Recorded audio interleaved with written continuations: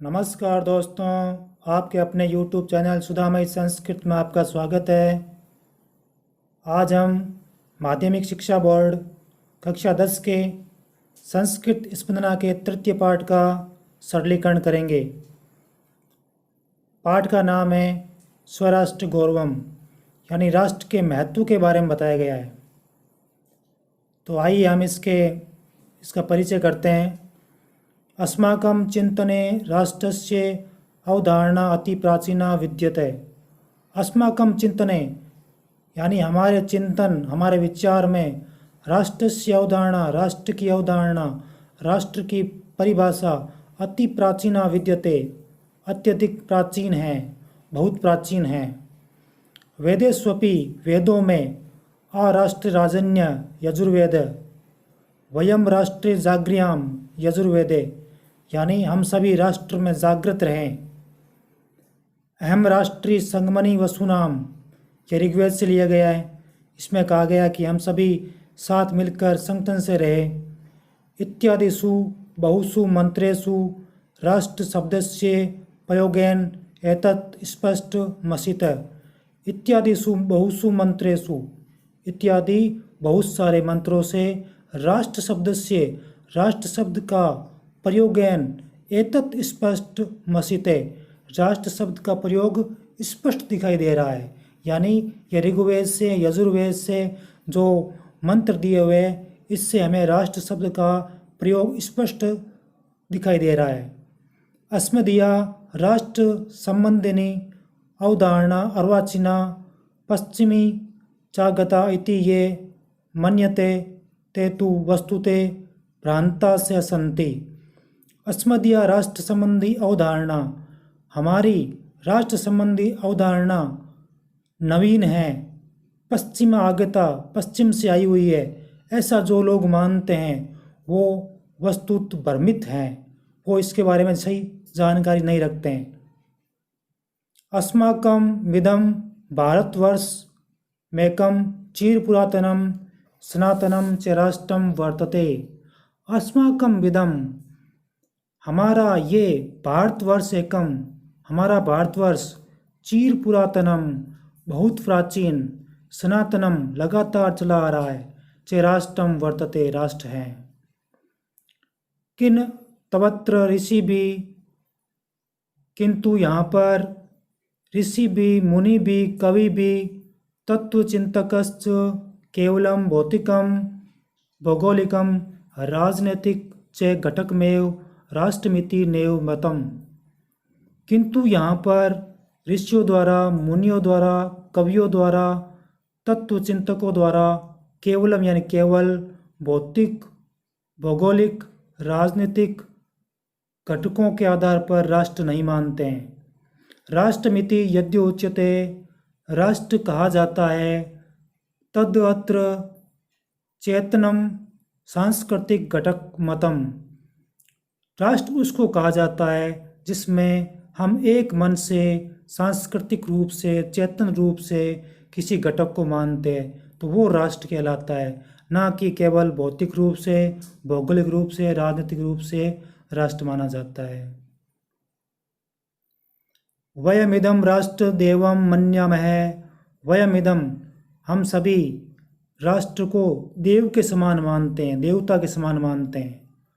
एतद् वह भारत अस्माकं दृष्टो न कश्चिते मृत्तिपंडो व भूखंडो व विद्यते अपितु मातृभूमि रसति, यानी कि हमारी दृष्टि में ये हमारा राष्ट्र केवल मृत्तिपंडो, कोई मिट्टी का खंड नहीं है, भूखंडो, पत्थर का खंड नहीं है, अपितु मातृभूमि अस्ति, ये मातृभूमि है। यथा, जिस प्रकार, कीलो यानी कील यानी निश्चय, अर्थवेद, अर्थवेद में कहा गया है, माता भूमि पुत्रो अहम पृथिव्या, की माता भूमि है, पुत्रो अहम पृथिव्या, मैं पृथ्वी का पुत्र हूँ। ऋग्वेदे अपि कथित अस्ति, ऋग्वेद में भी कहा गया है, पृथ्वी माता द्योमे पिता, पृथ्वी माता है और द्यू पिता है।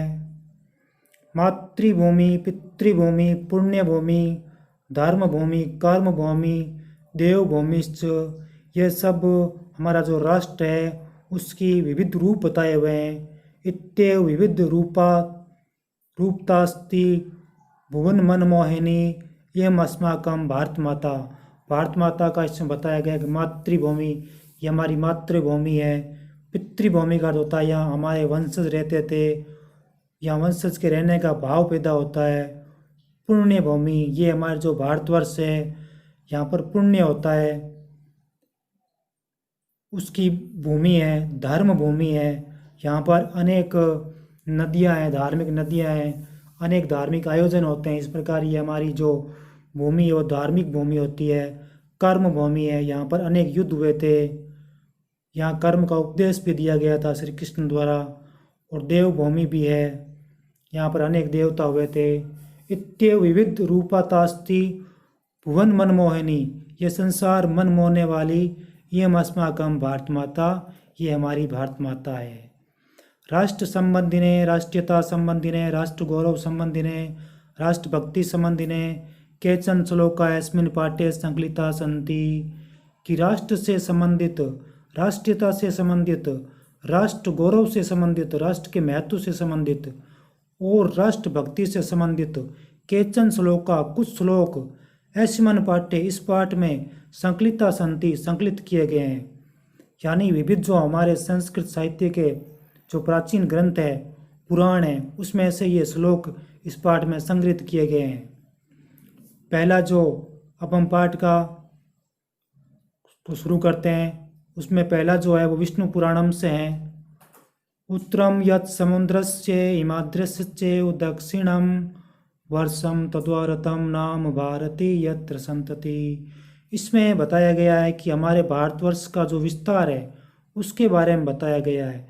यत् समुद्रस्य, समुद्रस्य यानी हमारे समुद्र जो हिंद महासागर है उसके उत्तरम यानी उत्तर में, हिमाद्रे, हिमाद्रे का अर्थ होता है कि हिमालय पर्वत, चेव दक्षिणम हिमालय पर्वत के दक्षिण में, और हिंद महासागर यत् समुद्रस्य हिंद महासागर के उत्तर में, वर्षम तद्वारतम जो भारतवर्ष, नामे भारती यत् संतति वहाँ पर भारती नाम के जो सरस्वती पुत्र रहते हैं वो भारतवर्ष कहलाता है, वो भारत कहलाता है। ये विष्णु पुराण से लिया गया है। अगला जो है वो बृहस्पत्यागम से लिया गया है। हिमालयात् समारभ्य याव इंदु सरोवरम तम देव निर्मितम देशम हिंदुस्तानम प्रचक्षते। हिमालयात् समारभ्य, हिमालय से आरंभ होकर, हमारा जो भारतवर्ष है वो हिमालय से आरंभ होकर, समारभ्य का अर्थ होता है आरंभ होकर, हिमालय का अर्थ होता है हिमालय से, यावत इंदु सरोवर, इंदु सरोवर कहा गया है हिंद महासागर को, हिमालय से आरंभ होकर हिंद महासागर तक फैला हुआ है। तम देव निर्मितम, तम यानी उसको देवताओं के द्वारा निर्मित किया गया है। देशम हिंदुस्तानम प्रचक्षते, उस देश हिंदुस्तान, उस देश को हिंदुस्तान कहा गया है मनीषियों द्वारा, विद्वानों द्वारा, साहित्यकारों द्वारा। उस देश को जो देवताओं द्वारा निर्मित है उसको हिंदुस्तान कहा गया है, जो हिमालय से प्रारंभ होकर हिंद महासागर तक विस्तृत है। अगला जो श्लोक है वो विष्णु पुराणम से भी है और ये अति महत्वपूर्ण है। गायन्ति देवा कील गीत गानी धन्यास्तु ते भारत भूमि भागे स्वर्गा अपवर्गा सपद्म मार्ग भूते भवन्ति भूये पुरुषा सुरत्वात्। गायन्ति देवा कील गीत गानी, कि जहाँ देवता गीत गाते हैं, कील यानी निश्चय ही, जिस संसार के, जिस भारत भूमि के देवता लोग भी गीत गाते हैं, निश्चय, कील का होता है निश्चय, गीत गाते हैं। धन्यास्तु ते भारत भूमि भागे, धन्य है वो लोग जो भारत भूमि में निवास करते हैं। भारत भूमि भागे यानी भारत भूमि रूपी जो भाग है।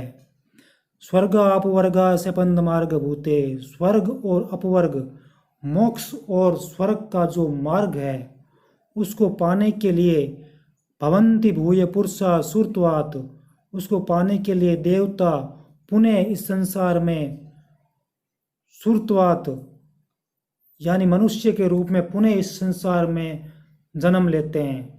देवताओं को भी ये जो भारत भूमि रूपी भाग है ये अच्छा लगता है, ये उसके गीत भी गाते हैं और मोक्ष और स्वर्ग को प्रदान करने वाला मार्ग इसमें वापस पैदा होने के लिए देवता लोग भी इसमें आकांक्षा रखते हैं। अगला देखो,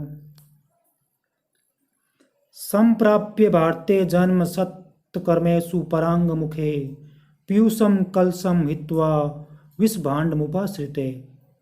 व्यवहन नारदीय पुराणम से लिया गया है। संप्राप्य भारते,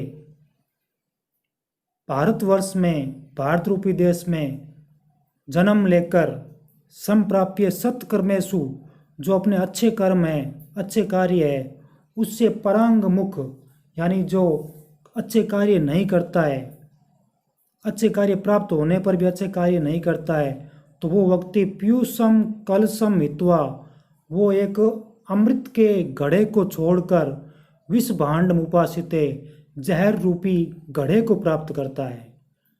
यानी ये कहा गया है कि भारतवर्ष में रहकर हर व्यक्ति को अच्छे कर्म करने चाहिए, अच्छे कार्य करने चाहिए, जो सत्कर्म है उससे विमुख नहीं होना चाहिए। अपने भारत में रहकर अच्छे कार्य करना चाहिए। अच्छे कार्य करने से पीयूषम कलश हित्वा, अमृत रूपी कलश को धारण करता है, और नहीं करने से विषभाण्डम मुपाश्रिते, जहर रूपी घड़े को प्राप्त करता है।